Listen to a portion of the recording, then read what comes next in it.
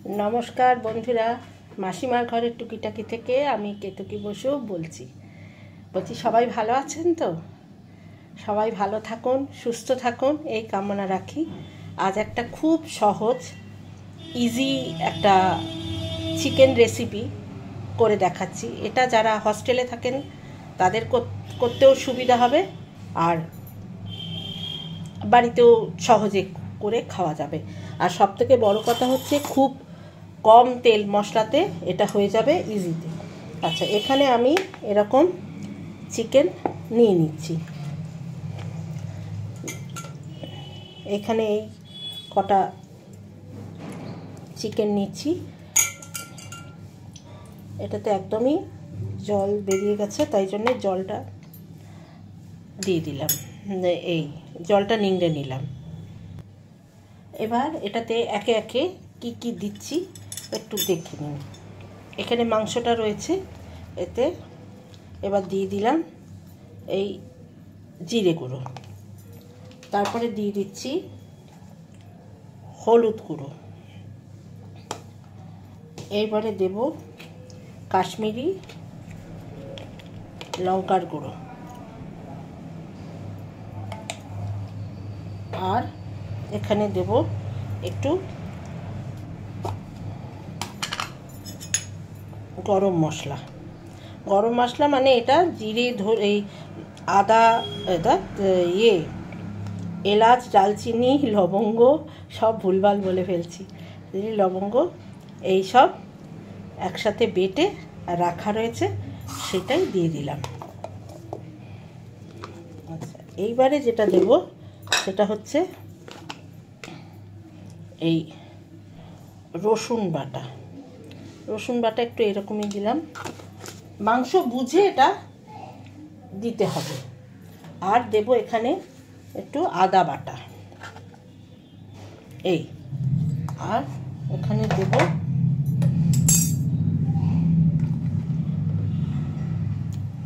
এখানে 1 চামচই আমি টক দই দেব, আর দেব না। এইবার এতে দেব অল্প করে নুন, এই দিয়ে দিলাম। এইবার এখানে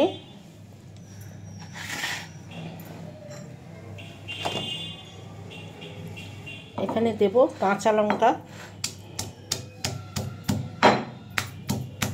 এরকম কাঁচা লঙ্কা একটু থেঁতো,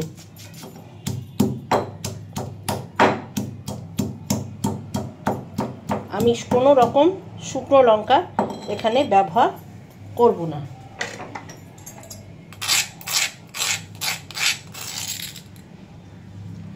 এখানে শুকনো লঙ্কার কোনো ব্যবহারই করব না।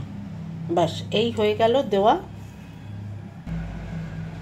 এর মধ্যে এখানে দিয়ে দিয়েছি একটু টমেটো, আর কিচ্ছু দিইনি।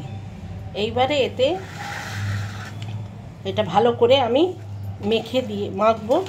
মাখার পরে এটা আধ ঘন্টা মতন রেখে দেব। এইবার দেখাবো, যতক্ষণ এটা রাখা থাকবে ততক্ষণ দেখাবো যে আমি এরপরে অন্য কি করছি। এটা আধ ঘন্টা ম্যারিনেট করা থাকবে, তবে এটাতে শুধু এরকম ম্যারিনেট থাকবে না, এতে তেল দেওয়া থাকবে।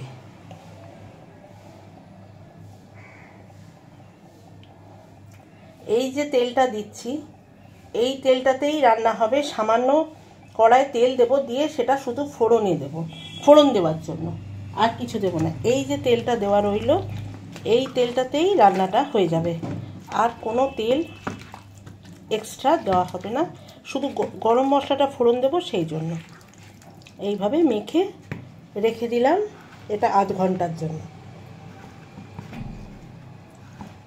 এবার ওদিকে দেখিয়ে দিচ্ছি যে এটা ম্যারিনেশনে রইল। এবারে কি করব, এবার এখানে কড়া বসিয়ে দিয়েছি, বসিয়ে দিয়ে এবার দেখাচ্ছি কি করছি আমি। এখানে সামান্য একটু, জাস্ট অল্প একটু তেল দিলাম, ব্যাস, আর না। তেলটা গরম হয়ে গেলে এতে আমি, তেলটা গরম হয়েছে, এবার এতে আমি এই আলু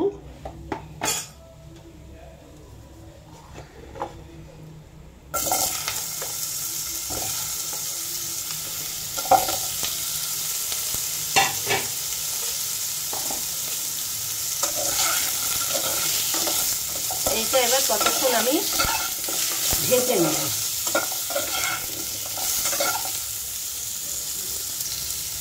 এখানে আলু আর গাজর আর পেঁপে এটা আমি ভেজে নিই। এর ফলে কি হবে, আমাদের সবজি খাওয়াও হবে, আবার একদম স্টুর মতন হবে না, যেটা অনেক সময় অনেকেরই পছন্দ হয় না শুধু স্টুটা। কিন্তু এটা দিয়ে রুটিও খাওয়া যাবে, ভাতও খাওয়া যাবে, যেটা মনে করে, আবার সবজিটাও আমাদের খাওয়া হবে। এতে আরও সবজি দিতে চাইলে সবজি দেওয়া যেতে পারে, কোনো অসুবিধা নেই।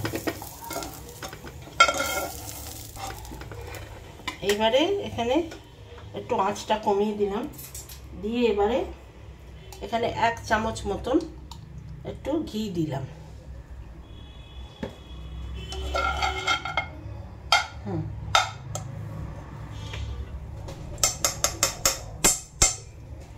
ঘি দিয়ে দিলাম, আর দিলাম 1-2 ফোঁটা তেল, আর দিয়ে দিলাম এতে এবার গরম মশলা। গরম মশলাটা দিয়ে আমি আঁচটা কমিয়ে দিলাম। এবার এখানে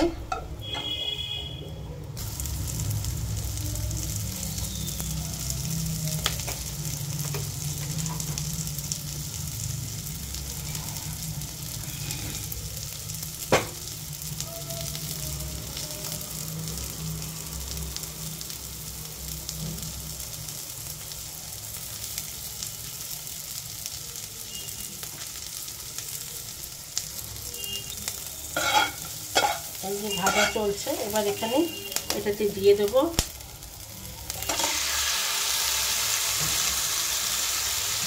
এটাতে অল্প একটু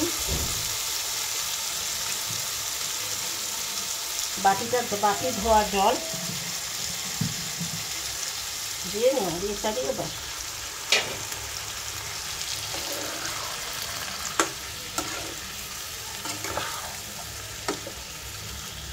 আর কিচ্ছু দেব না, বা বেশি নাড়াচাড়িও করব না, খুব সহজ এটা। এই সব মাখিয়ে এতে রেখে দিলাম। এবার এটা জাস্ট চাপা দিয়ে দেব।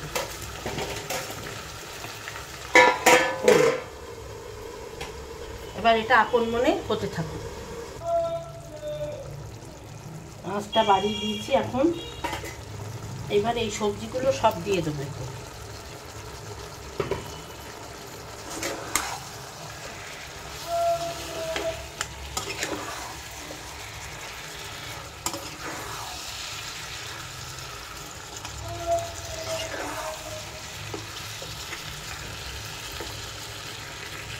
দিয়ে এটা এবার চাপা দিয়ে দেবো।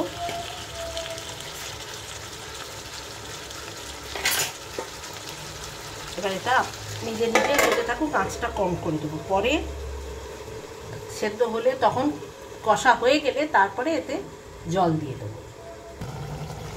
এবার এটা ঢাকনাটা খুলে দিলাম, এত জল বেরিয়েছে এটা থেকে। এখন আঁচটা একটু বাড়িয়ে দিচ্ছি, দিয়ে এটা একটু কষতে দিচ্ছি।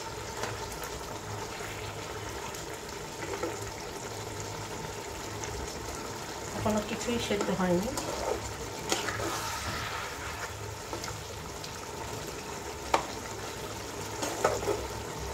এবার এখন এতে আরও চাপা দিয়ে দেবো, যাতে পুরো জলটা জলে যতটা পারে সেদ্ধ হয়ে যায়। তারপরে এটা প্রয়োজন লাগলে তখন এটাতে আবার জল দেব। এটা প্রায় সব সেদ্ধ হয়ে গেছে, এই যে সেদ্ধ হয়ে গেছে, আলুও সেদ্ধ হয়ে গেছে পুরো। এবার এটা কিন্তু পুরো মাংস জলেই, মাংস থেকে যে জলটা বেরিয়েছিল সেটাতেই হয়ে গেছে। এবার যদি কেউ কষা কষা খেতে চান তাহলে এটা এইভাবেই রেখে দিতে পারবেন সবজি দেওয়া। আর যদি মনে হয় যে না, এটা তো একটু ঝোল হওয়া দরকার ছিল বা ঝোলটা লাগবে, তাহলে আর একটু শুকনো হলে এতে গরম জল দেওয়া যেতে পারে। আমি এতে একটু জল দেব, তাই জন্য আরেকটু ফুটতে দিলাম। এটা পুরো কষা হয়ে গেছে, সেই জন্য এটাতে এবারে আমি একটু ম্যাজিক মশলা দিয়ে দিলাম, আর দেবো এতে একটু গরম মশলা, এই শাহি গরম মশলা দিয়ে এবার এতে আমি আস্তে আস্তে গরম জল ঢেলে দিলাম।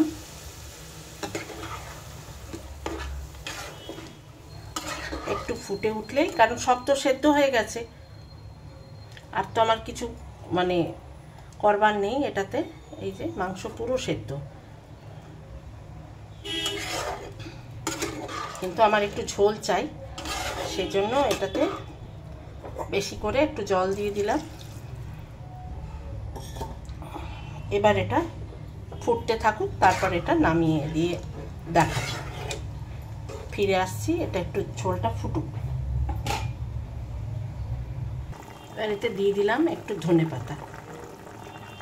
ব্যাস, এই হয়ে গেল একদম সিম্পলভাবে চিকেন। করে দেখুন, মনে হয় খুবই ভালো লাগবে। অপূর্ব টেস্ট, অপূর্ব, কোনো বলা অনবদ্য টেস্টে। করে খেয়ে দেখুন কেমন হলো, একটু আমাকে জানাবেন, পাশে থাকুন, শেয়ার করে দিন যাতে আর সবাই দেখার সুযোগ পায়। আর যারা সাবস্ক্রাইব এখনও করেননি তারা একটু সাবস্ক্রাইব করে লাইক দিয়ে দেবেন। আজকে এই পর্যন্ত, এখানেই শেষ করলাম।